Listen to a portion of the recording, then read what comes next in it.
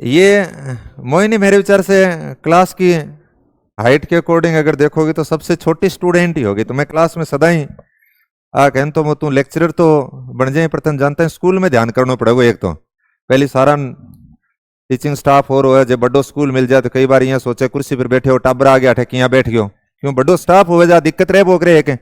इतने कोई या भी कैस कहे कि भाई खड़ी वाटो फिर क्लास में चाले तो बता दी कि भाई गुरुजी मेरी अभी पोस्टिंग हो, ये तो कई बार यही तरीके घटना हो जाए। और वास्तव में ही आप बहुत बढ़िया स्टूडेंट है एक पढ़ने में।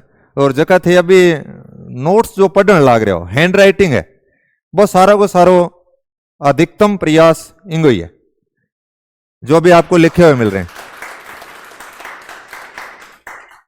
खुद की तैयारी के सागे सागे बन एक व्यवस्थित मैनेज लिख के देना अपना आप में एक बड़ो काम होवे। और ये एक स्ट्रगल करके एक सामान्य परिवार से मतलब बहुत परिस्थितियों से जूझते हुए इस पद के ऊपर यानी पहुंची है। और मैंने उम्मीद थोड़ी सी मेरी कमजोर रही है मतलब। और ये दो बहनें पढ़ती थी, मतलब एक ये मोहनी एक वो पार्वती, तो अब की बार बन जाएगी पक्को विश्वास है। मैंने पिछली बार है और देख ले तेरी खुशी में पटाखा पहले ही बाज गया है।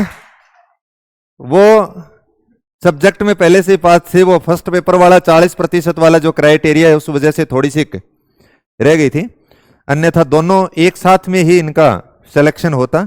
लेकिन अब ज्यादा वो देरी का इंतजार नहीं करना पड़ेगा क्योंकि लगातार वैकेंसी आ गई। तो उसका फायदा ये है कि बराबर हमारी वैकेंसी आई हुई है, तो उसमें 30-40 दिन में तू गौर तू करेगी तो बा आराम हो बन जाएगी, कोई दिक्कत ही को नहीं। और फिर बाकी अपनी जर्नी के बारे में थारे लोगों ना और बताओगी, सुझाव भी दे देगी। ले सभी को मेरा नमस्कार। मेरा नाम मोहिनी है, मैं चक 4 RPM जसाना से बिलोंग करती हूँ। आज मेरी कामयाबी के पीछे मेरे माता पिता और गुरुदेव का बहुत बहुत आशीर्वाद रहा है।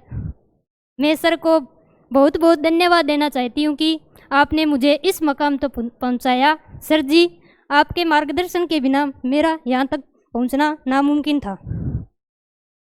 मेरी पढ़ाई की बात करूँ तो मैं गवर्नमेंट स्कूल से पढ़ी हूँ हमेशा, और BA MA तो NDV गवर्नमेंट कॉलेज से की है, और B.Ed की बात करूँ तो आर्य कॉलेज भादरा से की है।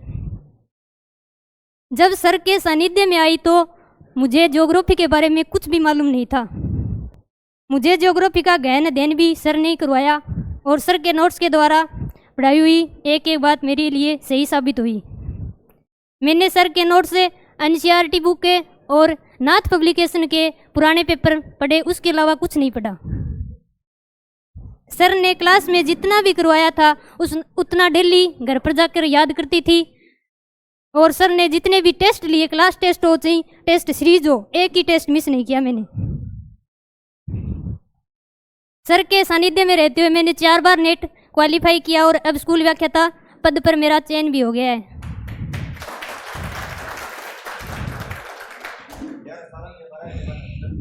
मैं यह भी कहना चाहूँगी कि आप सर के नोट्स को अच्छी तरह से पढ़कर पुराने पेपर जितने भी आए हुए उसका विश्लेषण कर लीजिए, और पता चल जाएगा कि RPC कहाँ से किस किस तरह के प्रश्न पूछती है।